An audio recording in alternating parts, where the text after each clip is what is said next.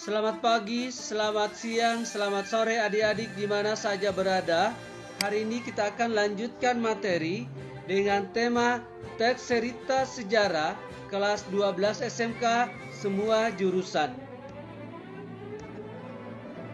Adapun tujuan pembelajaran kita pada kesempatan ini adalah menganalisis informasi yang mencakup orientasi, rangkaian kejadian yang saling berkaitan, komplikasi dan resolusi dalam cerita sejarah lisan atau tulis.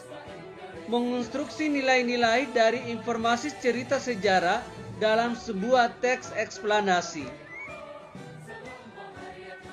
Teks cerita sejarah adalah teks yang menjelaskan dan menceritakan tentang fakta dan kejadian masa lalu yang menjadi latar belakang terjadinya sesuatu yang mempunyai nilai sejarah.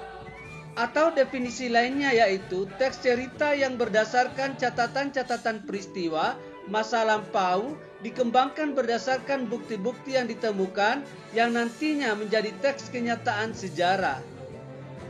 Ciri-ciri teks sejarah. Pertama, disajikan secara kronologis atau urutan peristiwa atau urutan kejadian. Kedua, bentuk teks cerita ulang atau recount.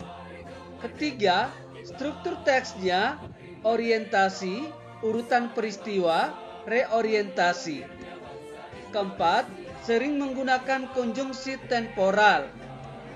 Kelima, isi berupa fakta.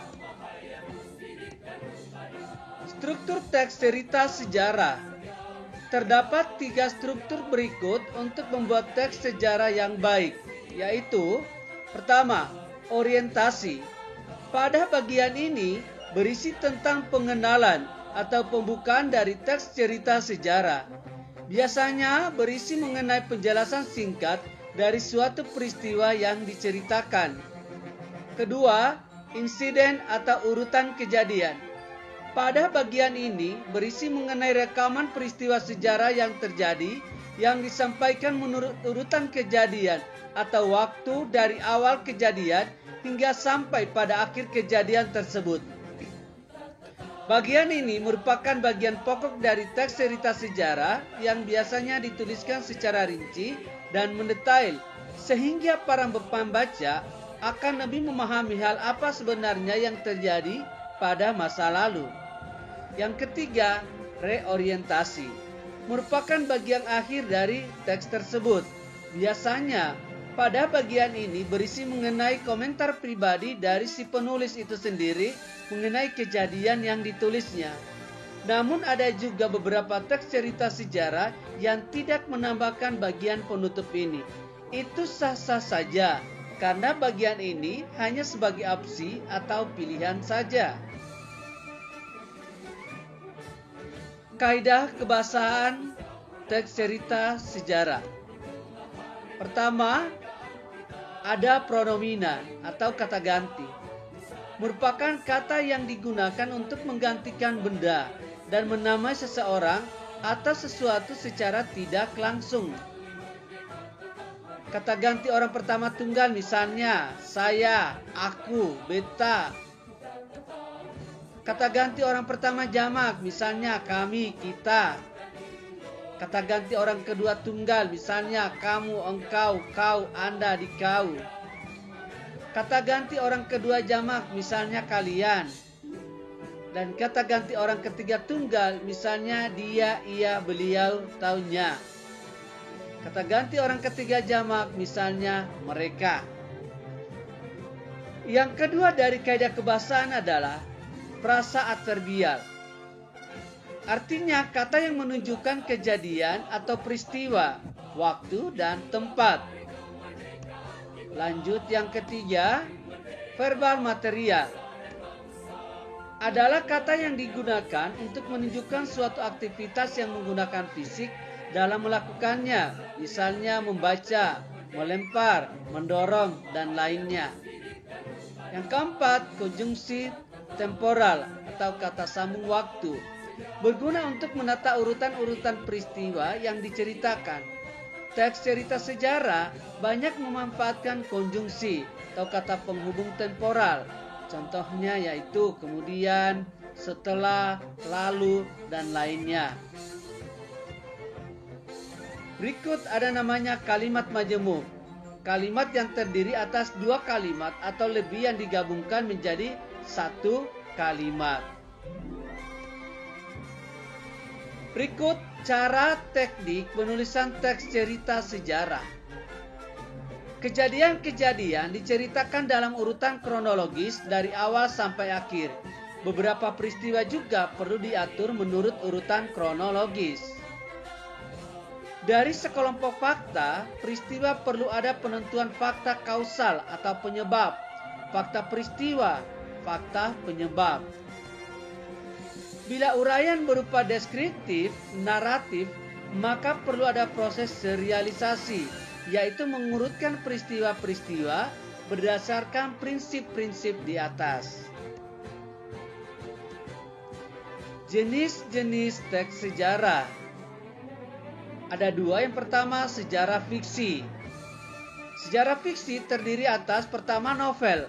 Adalah karya fiksi prosa yang ditulis secara naratif, umumnya dalam bentuk cerita.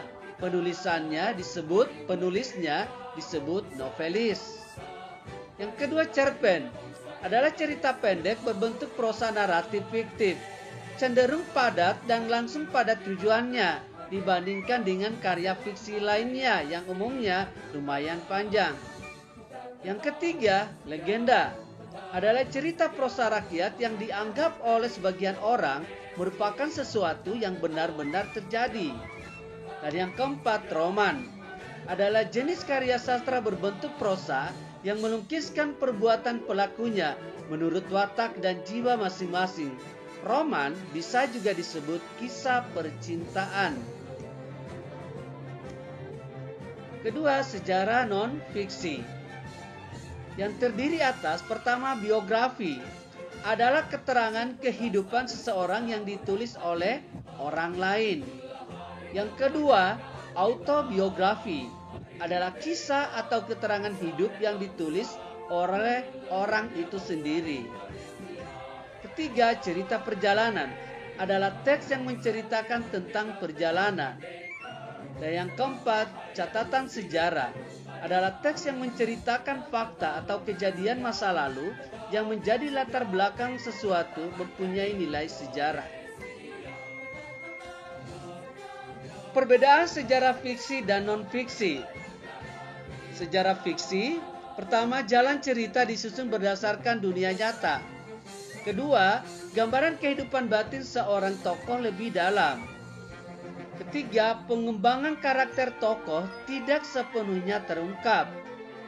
Keempat, menyajikan kehidupan sesuai pandangan pengarang. Sedangkan sejarah non-fiksi, pertama, tersusun oleh fakta yang objektif. Kedua, gambaran kehidupan tokoh ditulis lebih lengkap berdasarkan fakta.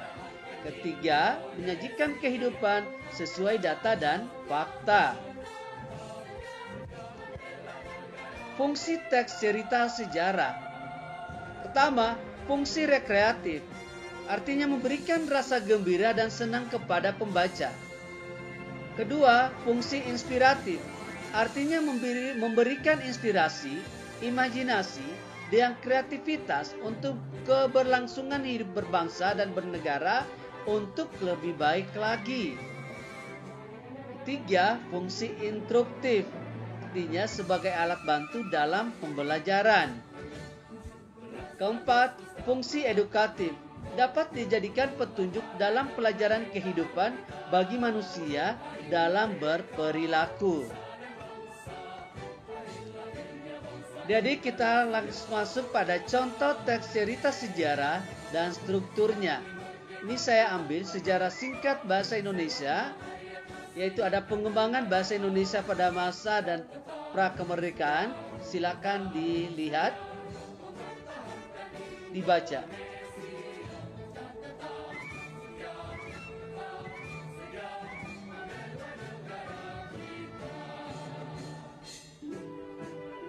Orientasi. Bahasa Indonesia merupakan bahasa nasional negara Indonesia dan seterusnya silakan dibaca. Ini merupakan contoh dari teks sejarah yang berdasarkan struktur. Yang pertama adalah orientasi. Kedua, urutan peristiwanya. Silakan dibaca.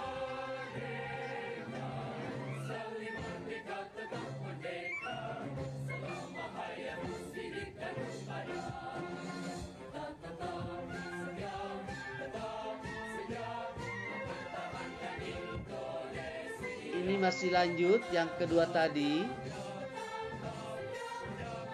Silakan dibaca.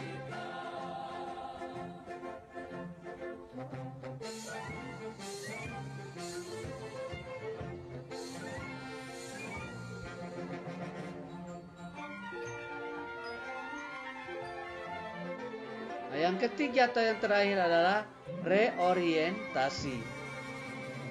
Silakan dibaca.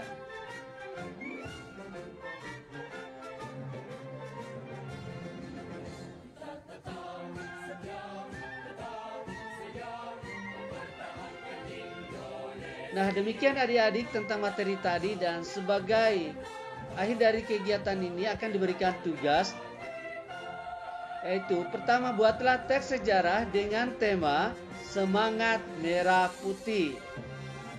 Teks ditulis dengan struktur orientasi, urutan peristiwa, reorientasi, seperti contoh yang telah dijelaskan di atas. Silakan diikuti.